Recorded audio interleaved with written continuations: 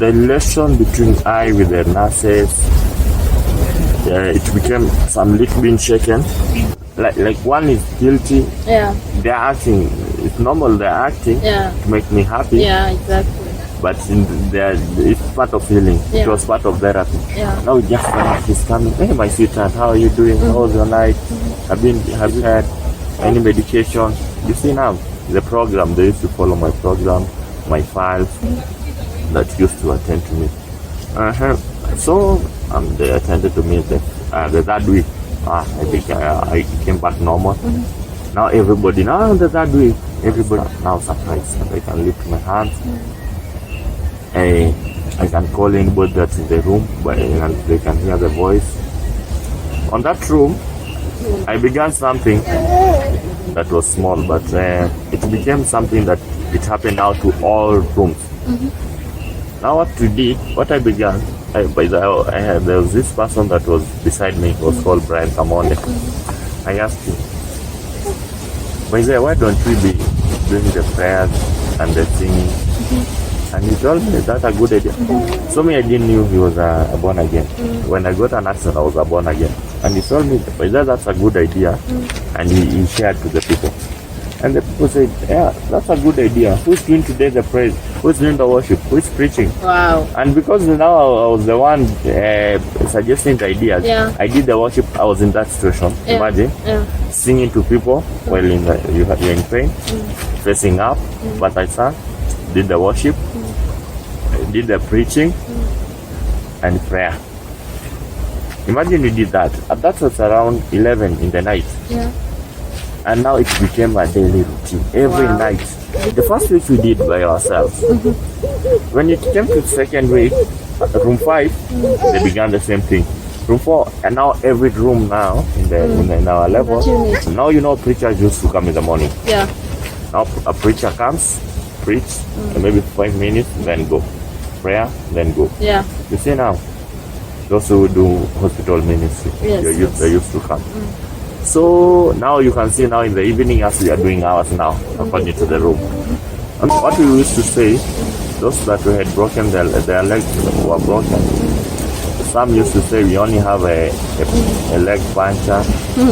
Now you see, we'll be back again. Even when a car gets a puncture, you always change the tire, and you continue with the journey. Yeah, so they never lose hope. Yeah, so they used to say, no, it's only a puncture. Now you used to have fun, because that's what they look. You used to have fun. So even the nurses now began loving our room. For us, we used to cooperate. Yeah. We used to do the things accordingly. Now you see, everybody was so attentive. We used to love each other. That's what we always say. Maybe like today, while in the room, your family didn't come to visit you. Most of the families used to come on Sundays. Yeah. On weekdays, you understand, someone's supposed to look for the food and whatever to sort out the life issue. So mostly on Sundays, that when our friends, family to come to pray. You see, there are some that were married there in the level. Exactly. So maybe your family didn't come. Yeah. Or if they came, they didn't bring you something. Yeah. Now you see, me personally, there's this lady that my mom was working for. In a supermarket. So the lady used to come maybe on Saturday. She'll bring me a full box of milk. Now you see, and it's like a routine. By the time she's coming, I'm not supposed to be having the milk. Yeah. And then in a day, if I could take my maximum milk, maybe 2. That was the maximum I could go. So now you see, maybe you're in the room. The hospital food was being served at 6. So you just find that person that maybe the parents or the family didn't visit. Now you see, there are those that have been in the hospital for long. Like I told you, there was that guy that was I've been there for 1 a year. Yeah. So now you can find now the family lose hope on coming to pay a visit. So the guy is by herself or by himself. So what we used to do when it reaches 8 in the night, you know, on the second floor, that's where the shopping was. So we used to do this. I have milk. You have milk. He doesn't have milk, but he has bread. The other one doesn't have anything. On the whole room, we only had this one person who was called Karanja. Now this guy, so this is the only guy in our room that used to walk. So when it reaches at 8, we do the food contribution. And that's how life was in the ward. And I always say that life that was in that room, I learned a lot from that. Living with each other in any time, in the time of trouble or in the normal time, it always creates a good bondage. But now in our room we used to share, and that was the greatest thing. I healed it. That journey, that's how I survived in that room. Then I healed after the 3 months. Now the time the structuration was now to be removed. You know, in Kenyatta, in every Tuesday and Thursday, they always call it a round day. Yes, the doctor goes around to check. The main doctor, the overall doctor with students now. Now you see, he comes with students. So on that day, the day was that the skull fraction was removed. I remember it was a student who did that. Well, it was a hell on earth. That thing is supposed to be removed at least by 2. If you hold this side, if you pull one side, the other side is getting in. Like you see, now that thing is okay. It was like this, it's coming like this. So for it to open, you have to pull out. Now you notice when it is relaxed, it's like this. It has closed itself. For it to open, you have to pull it out. So you can imagine that force. So that the guy, what he did, he pulled one side. Wow. Now it was on the left hand. He pulled on the left. Now on the right, it ended more. Now on the side. Before that thing was moved on my head. I think my head, all over my head, it was so blood. Everywhere the blood. Even the sheet, it was blood. Because now the force, you know, now he's pulling, he's trying to pull the rope. Has put to one time. Now you see it has the weight. It doesn't have someone to help to put the weight for him to pull now in. And you know the weight is the one that's making it tight. Now you see, now when you pull one side, you know the weights are still there. It's making one side tight.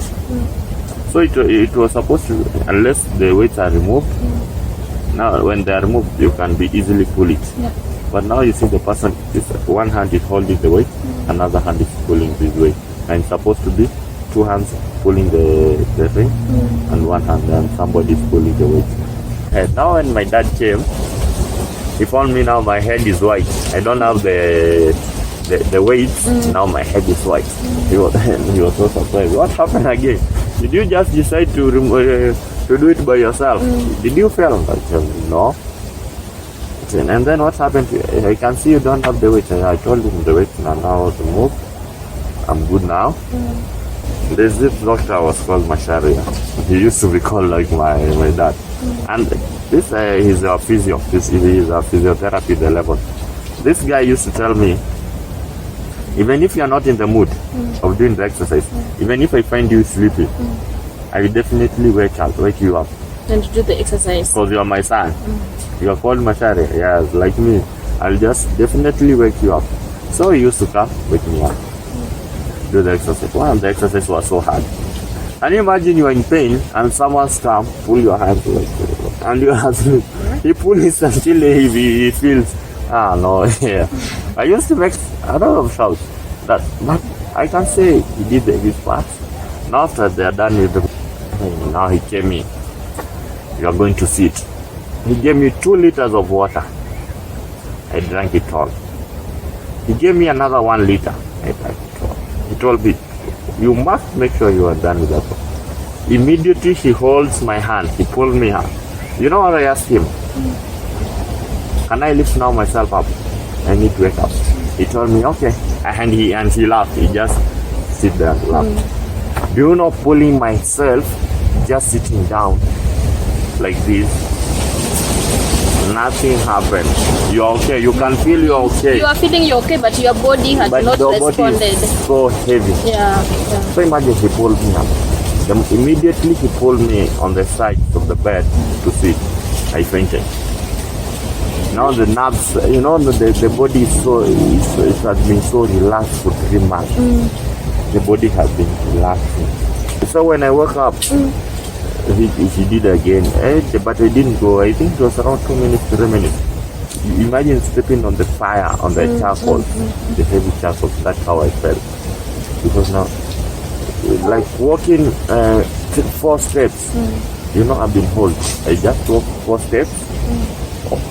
I had sweat all over. I was sweating all over. Only 4 steps and I was sweating. I went 4 steps, I came back. I slept I think for 3 hours without waking up. Because now the body is so tired. Everything is tired. In that way. And then I think 1 month I was being taught how to walk.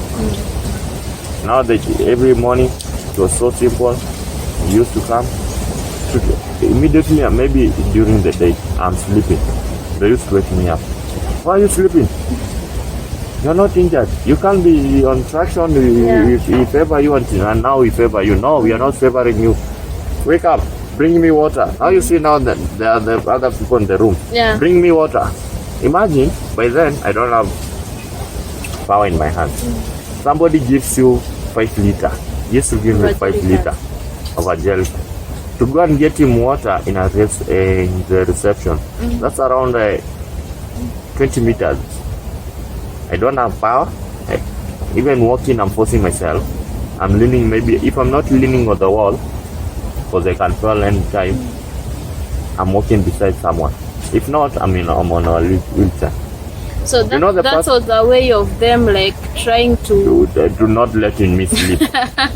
You see now? Yeah. You know now even the back is so tired. In a way I can't sit somewhere like this no more. I had to look somewhere to lean on.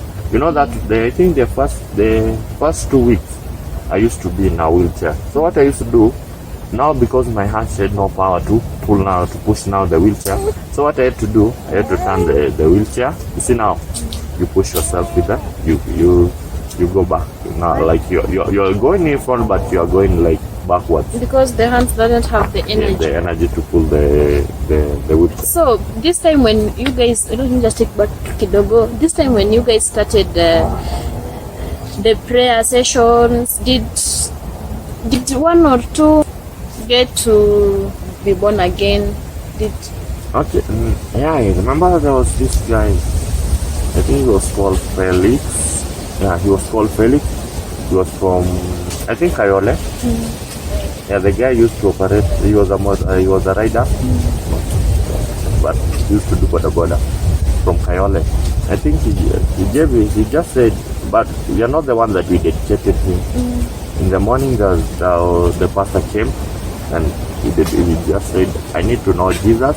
I need to meet Jesus. But he did it through what he saw you guys were doing. Yeah, but he did it because he found out when he came in the room, he found we are doing that. Yeah, exactly. So it was an easy way for him to have a family, to have that commitment with God, to have that relationship with God. At least we always say it's born something. Yeah. It's fruitful. That's what I always say. After the second week, I'm done with the traction, I'm done with the training, now on walking, and you know how to walk. The bed that I was in, it became a person with the same problem that I was in. After now you have been discharged? Yeah, now I'm not discharged. I'm just transferred. You know, the moment the skull traction was removed, I transferred to another bed. I transferred myself to another bed. This bed has been you so headache. you yourself. Yeah, this bed has been so headache. Yeah. I went now close to the window. Yeah. And this person that came was from a charcoal. he came with the same situation. Now, by then, Karanja was gone. Now the guy that was working in our room, Karanja now is discharged. So I'm the only guy who is in the walking, room who is trying to walk. By then I'm not walking, now I'm trying to walk. And then the family of this person came in and told me, we look at you, be looking for him maybe when they need something, maybe water. And I told them, okay. On that day, the guy began complaining of oxygen. So the fourth day, in the night, I think it was around 1 in the night, we are just making story. You know, now by then Brian is still there because Brian is still on the traction. He just had someone cough. And he looked. He sat and he looked. He saw is that person that's on the bed. And he saw a bubble of blood. You see now, on the oxygen, now he's on the oxygen, on the mask now, oxygen mask. He saw the bubble of blood. And like the lights are on. So like, you know, the room had a lot of light, so you can see everything, like the bubble of blood. So he shouted, call the doctor. Before now I could, just from the door, from the way I was sitting, where I was sleeping, to the door, at least the doctor, we met there with the doctor. I told him what's happening. And they came, now they tried pushing, now, you see now, the situation, they are trying, he's already on oxygen. They are trying now to assist the heart. They are trying to push him so the heart beat now to continue. Because now the heart beat is full. Yeah. So unlucky the guy died. Well, in the same boat, the guy died. So he just opened up. He told me, do you see yourself? You walking. I think God did that for you. I asked him why. That guy has been there 3 days. And you were there for 3 months. Now you are there for 3 months. On the 4th day, he passed. And on the same, I need to tell you something. I've been here. I've seen so many people died there on the first week. Do you know the reason why? You know, he told me. Do you know the reason why when you reach on the 2nd week, everybody went quiet for you? Because even the doctors were so surprised. Nobody always passed the situation that you are. Nobody always enters the 2nd week. The moment you entered the 2nd week, even the doctors were so scared of you. That's what he told me. Yeah, that's what he told me. So I asked him why. He told me, yeah. There was this guy, there was a boy, I went there. He was in the hospital.